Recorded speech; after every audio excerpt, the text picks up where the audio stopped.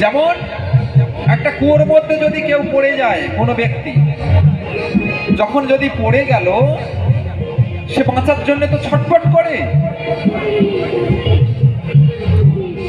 আর্তনাদ করে কাঁদতে থাকে, আমাকে বাঁচাও, আমাকে উদ্ধার করো। কোনো জীব যদি দেখে কুয়োর মধ্যে একজন পড়ে আছে, তাকে বাঁচানোর চেষ্টা করে, কিভাবে বাঁচাবে? কুয়োর মধ্যে নামবে, লাফ দিয়ে তুলবে, তাকে লাফ দিয়ে তুলবে না। তখন সে ব্যক্তিটি কি করবে? জ্ঞানী ব্যক্তি কুয়োর মধ্যে পড়ে থাকা ব্যক্তিকে উদ্ধার করবার জন্যে একটি রজ্জু অর্থাৎ দড়ি নামিয়ে দেয় সেই কুয়োর মধ্যে, নাকি বাবা? আর না হয় কি করবে?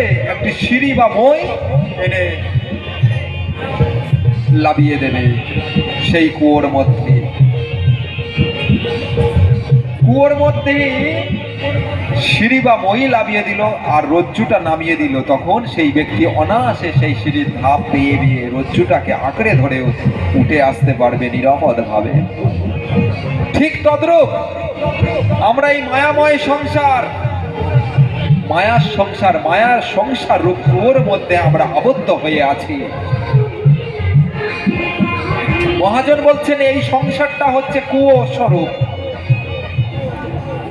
এই কুয়োর মধ্যে আমরা পড়ে আছি, ছটপট করছি, উঠতে পারছি না। কিভাবে উঠব? এই সংসার থেকে কিভাবে বাঁচব? কিভাবে আমার নির্বাণ মুক্তি হবে? কিভাবে গৌর গোবিন্দের চরণ প্রাপ্তি পাবো? আর সহ্য করতে পারছি না। আমি কিভাবে মুক্তি পাবো? এই কামনা বাসনার মায়ার মমতার ঝড় আর সহ্য করতে পারছি না। এই আঘাত আর সহ্য করতে পারছি না। ছেলে মেয়েদের থেকে আঘাত, নাতি নাতনিদের থেকে আঘাত, পারিপার্শ্বিক পরিজনদের থেকে আঘাত আর সহ্য করতে পারছি না। ত্রিতাপ জ্বালায় দগ্ধীভূত হয়ে যাচ্ছি। আদি দৈবিক, আদি ভৌতিক ও আধ্যাত্মিক এই ত্রিতাপ জ্বালায় জর্জরিত হয়ে যাচ্ছি। এই ত্রিতাপ জ্বালার বাইরে কেউ নাই। যখন আমরা এই যন্ত্রণায় ছটফট করছি, মহাজন বলছেন এই কুয়োর মধ্যে যখন পড়ে আছো, কুয়োর মধ্যে পড়ে যাওয়া ব্যক্তিকে যেমন মই আর একটা দড়ি নামিয়ে দিয়েছিল, তদ্রূপ এই সংসার কুয়োর মধ্যে পড়ে থাকা ব্যক্তিকে গুরু রূপ এসে আমাদেরকে নামিয়ে দেয় একটা সিঁড়ি স্বরূপ কি? নববিধা ভক্তি। নববিধা ভক্তিরূপ সিঁড়ি আমাদেরকে নামিয়ে দেয়। আর দড়ি স্বরূপ একটি সেই নাম স্বরূপ মন্ত্র আমাদের কর্ণে দিয়ে দেয়। বলে, ওহে অজ্ঞানন্দ জীব, যদি এই মায়ার কুয়ো থেকে মুক্তি পেতে চাও, তাহলে এই নাম রূপ দড়িকে আঁকড়ে ধরো। আর এই নববিধা ভক্তি রূপ সিঁড়ি, এই 9টি ধাপের সিঁড়ি, শ্রবণং কীর্তনং অর্চনং বন্দনং দাস্য সখ্য আত্মনিবেদনং, এইরূপ নববিধা ভক্তি রূপ সিঁড়ি আমাদেরকে ধরিয়ে দেন। সেই সিঁড়ির প্রথম ধাপ হলো কি? সিঁড়ির প্রথম ধাপ শ্রবণম, তারপরে কীর্তনম।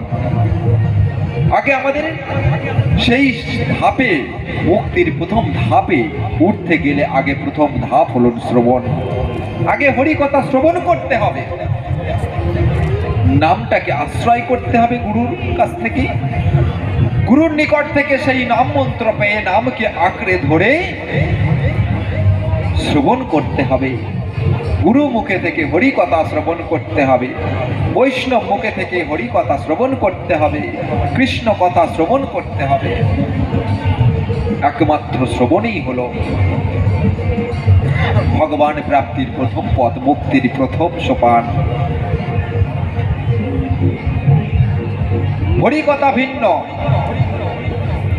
হরিকথা শ্রবণ ভিন্ন, মুক্তির কোনো পথ নাই। শাস্ত্রে বললেন, শতাং প্রসঙ্গাত মম বীর্য সংবিদ ভবন্তি হৃৎকর্ণ রসায়ন কথা তাজ্য উপাসনা বদর্শম বর্গবৎমানি শ্রদ্ধারতি ভক্তিরনুক্রমস্যতি শতাং ব্রহ্মসঙ্গত মম বীর্য সংবিদ ভবন্তি হৃৎকর্ণ রসায়ন কথা। সাধুরা একত্রে মিলিত হয়ে কি করেন? সাধুরা একত্রে মিলিত হয়ে তা আমার নাম গুণাগুণে কীর্তন করেন। ভগবান বলছেন সাধুরা একত্র মিলিত হয়ে আমার নাম গুণাগুণে কীর্তন করেন।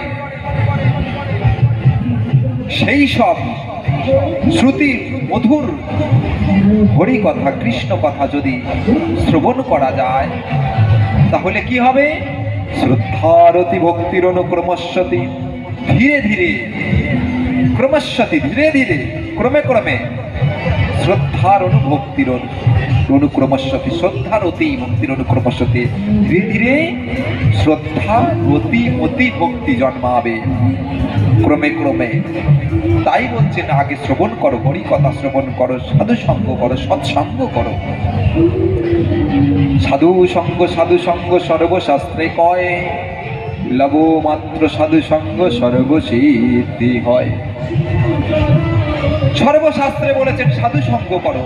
হে যে যদি মুক্তি পেতে চাও,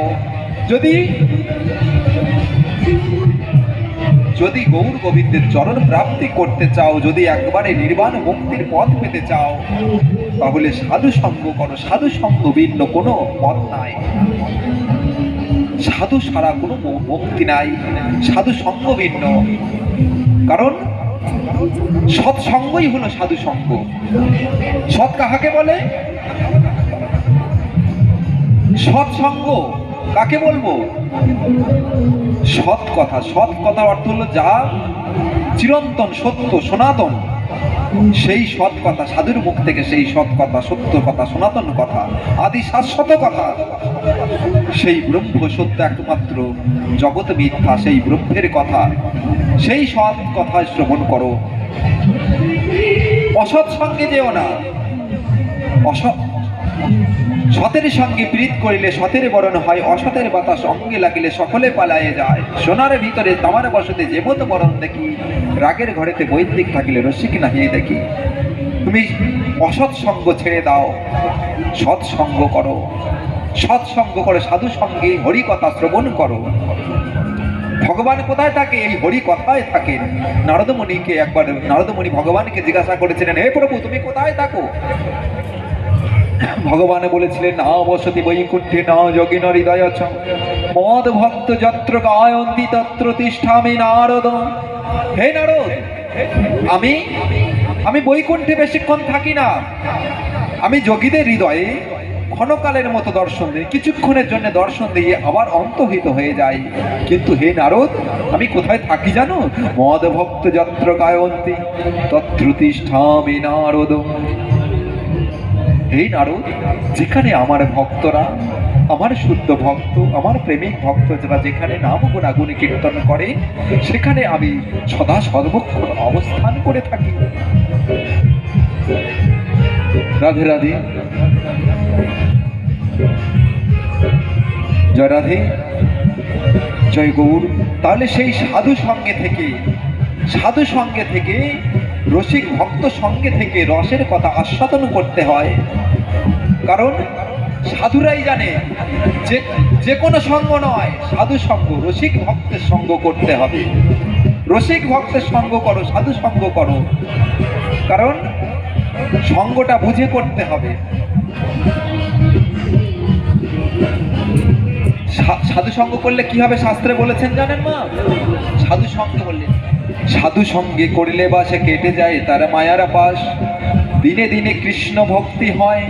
সাধুর চরণ ধুলি কেউ যদি নেয় মাথায় তুলি, তার বংশাবলী অনাদিকাল গুলো কেতে রয়। রাধে রাধে, নিতাই গৌর, হরি বল হরি বল। সাধুর সঙ্গ করলে, সাধুগুরু বৈষ্ণবের সঙ্গ করলে, সাধুগুরুর চরণ ধুলি যদি মস্তকে কেউ একবার নিতে পারে, তার বংশাবলী পর্যন্ত উদ্ধার হয়ে যাবে। সেই হেন রসিকী ভক্তের সঙ্গ করতে হবে। কারণ রস যদি আস্বাদন করতে হয়, ভাগবত রস, ভাগবত হচ্ছে অমৃত রস। নিগম কল্পতরুর গলিতম ফলম সুকমুখদামৃত দ্রব্য সংযুত পিবত ভাগবত রসমলায়ম মুহুরহ রসিকা ভুবি ভাবুকা। যদি সেই ভাগবত কথামৃত রস আস্বাদন করতে হয়, তবে কোথায় আস্বাদন করতে হবে? ভাগবত কথামৃত এমন একটা রসধারা, এমন একটা কল্পবৃক্ষ। ভাগবত হচ্ছে কল্পবৃক্ষ। সেই ভাগবতের কাছ থেকে যে যা চায় তাই পায়। আর সেই ভাগবতের ফল, কল্পবৃক্ষের ফল কিরকম? ফল কোনোদিন পান করা যায়?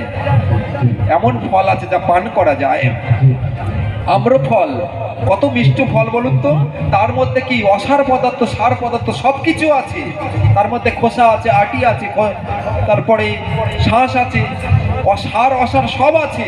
কিন্তু এই শ্রীমদ ভাগবত হচ্ছে এমন কল্পবৃক্ষ, যে কল্পবৃক্ষ থেকে এমন উপদেয় ফল, যে ফলের মধ্যে অসার পদার্থ কিছু নাই, একমাত্র শুধুমাত্র সার পদার্থ।